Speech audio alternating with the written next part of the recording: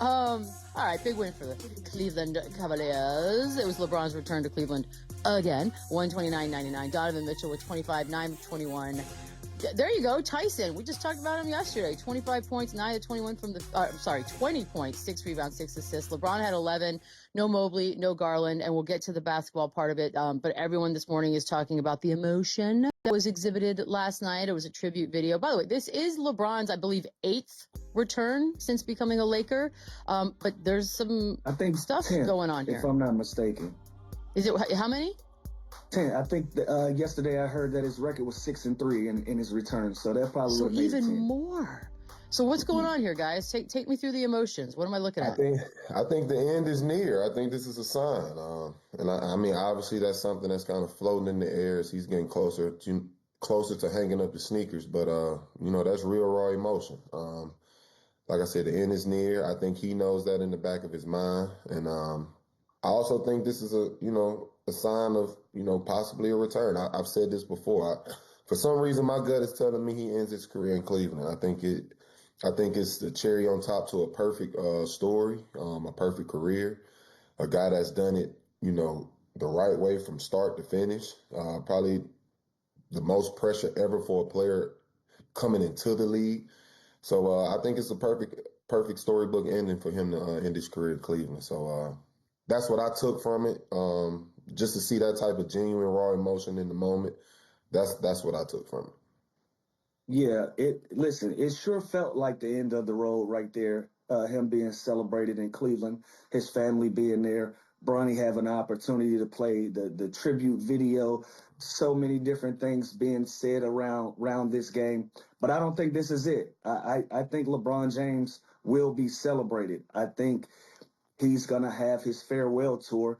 And I think what I saw last night, I didn't see this as the end of the road. I saw this as an olive branch to welcome him back with open arms if he would want to return for his last and final season as an NBA player. That's kind of how I took this as an olive branch to say, hey, we will welcome you back with open arms if you decided that you wanted to wear the Cleveland Cavaliers uniform one last time for one last rodeo in a farewell and riding off into the sunset. It did have a lot of aspects of, hey, listen, this is my last time being here. We're not sure, but I just feel like it's gonna be more than that. This is gonna be something that we're gonna see in every arena that he plays in from every single team, not just the Cleveland Cavaliers, if he was to hang it up. And so it was good to see the emotion. It was good to see him be human.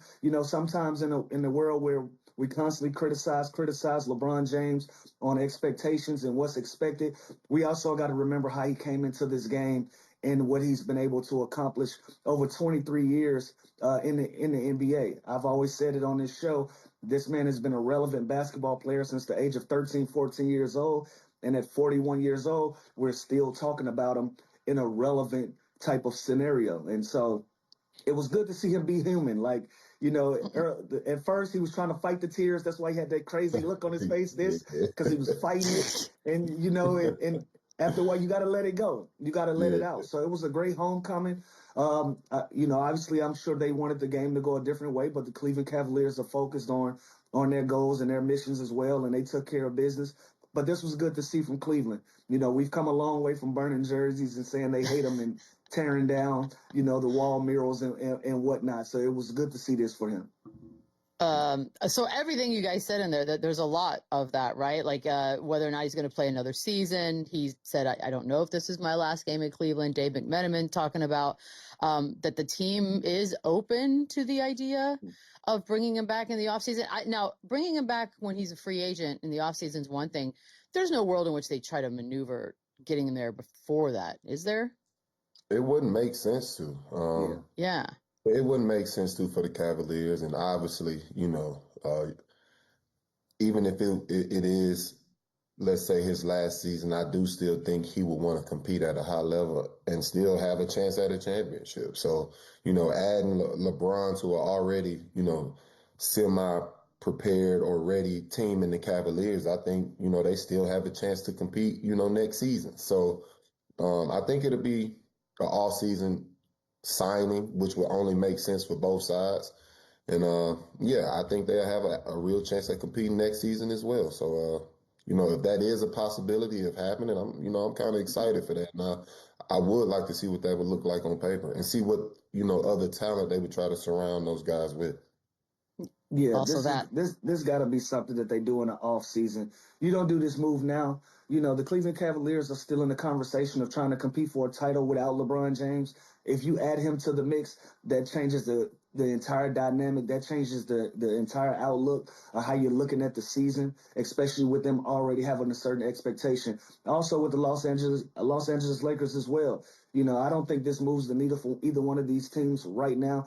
It makes sense to go into the off season when he's an unrestricted free agent. You don't have to move any parts. This can be a move that strictly puts LeBron James in a position to go where he wants to go. Nobody else has to be affected or involved in a move like this. And it can be a clean breakup with the Lakers. It can be a clean move to the Cleveland Cavaliers. And it can be also an appropriate farewell tour for him that'll be much deserved in what's expected to come. So if you do something like this right now before the trade deadline, trying to get LeBron James, I think that changes everything. So no, I don't. I think you wait, you be patient, and you allow this to happen in the offseason. McMenamin also said LeBron does not necessarily want a farewell tour, just in the off chance that perhaps maybe his body doesn't withhold what that entails. Anybody here buying that? That he does not want a farewell tour? I'm not buying the part as far as his body holding up. I mean, it's held up this long, so I think one more season throughout a farewell tour wouldn't be a far fetched thing or something he couldn't accomplish. But as far as the farewell tour, for some reason, I feel like they'll be a little more creative than just doing a farewell tour for LeBron. I feel like it kind of became a trendy thing after Kobe, but the difference with Kobe was his was really organic. It just happened naturally and deservingly so.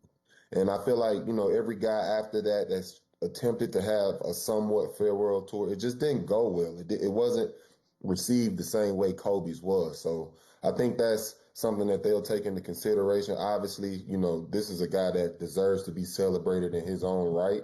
So I think they come up with a really creative way of celebrating and putting LeBron in the light he deserves, but also something different than, the trendy farewell tour that, we saw from Kobe. Yeah. So let me correct a piece of that. Kobe's, because I was there. It wasn't organic. Kobe came into that season as Kobe Bryant. I want to be clear. He came into that season guns blazing, trying to accomplish something, and his body didn't give him what he wanted to give him, and it turned into a farewell tour about 10 to 15 games into that season. But when in training camp, when we started, he didn't really look at it like that. And then as his body began to break apart, he had the shoulder issues. His Achilles had started to swell up on him again and have some issues there.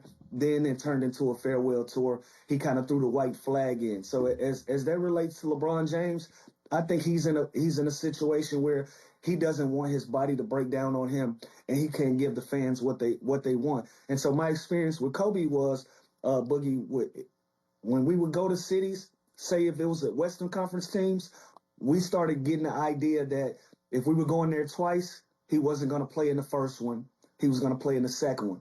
If we were going to the East, he was going to play in all of those games because those were one-offs. So he did whatever that he could do to play in all the Eastern Conference games, all the Western Conference games. He will play in the last games of those series. And so if I'm LeBron James and if I'm starting to feel my body kind of give in on me, I'm gonna try to play in all the Eastern Conference games that I am, unless I'm a Cleveland Cavalier. Then it's gonna switch out.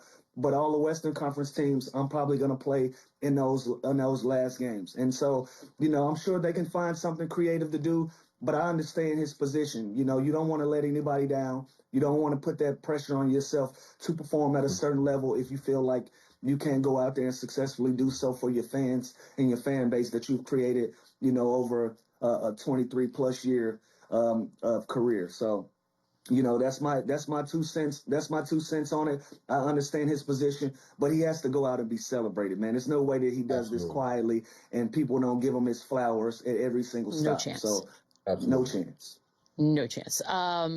Okay, so Jalen Tyson went a little viral after this one. He had some comments. So let's play the comments first. Obviously, there's a different energy in this building when the James family's here. We saw how the fans reacted to Bronny, and certainly this could be potentially LeBron's last game in this building. How would you characterize his impact on this city and franchise? Well, you could say something too. This is Donovan Mitchell city now. This is Donovan Mitchell city now. When he come back here, we're going to make sure that everybody root for him like they did for him. So this is his stuff. This is his city. Yes, sir, Jalen. Okay. Okay. Who's got a Young problem fella with that? jumped out the box. Young Yeah. fella jumped out He the box. overspoke, man. He That's all. overspoke. And listen, Boogie, he volunteered that. He said, "Come here, I got something to say." He really did. Nobody He thought he had a asked you mic drop moment, bro. Aww.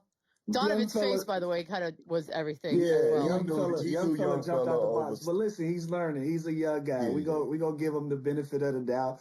He was only trying to go to bat for his current teammate. But hey, you got to read the room, young fella. You're gonna be Right. around long enough to realize when you gotta fold him and you gotta hold him sometimes, and you gotta allow it to be what it's gonna be. Even Donovan Mitchell was like, "Whoa, whoa, whoa!"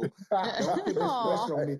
Especially when they just said when he just said that the James family is in the building. The family is in the building.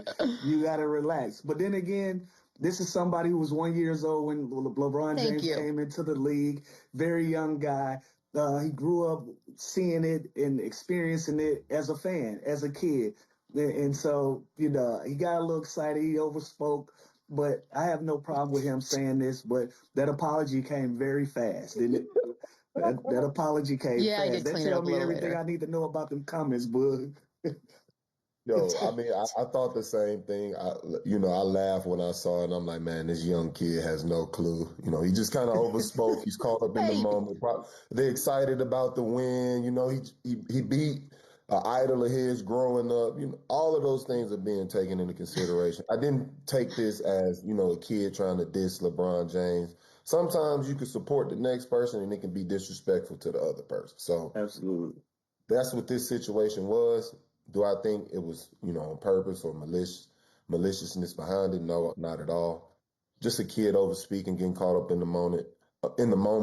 Adrenaline probably still running from the game, and he spoke out of his ass and bet him. And he liked played it. well.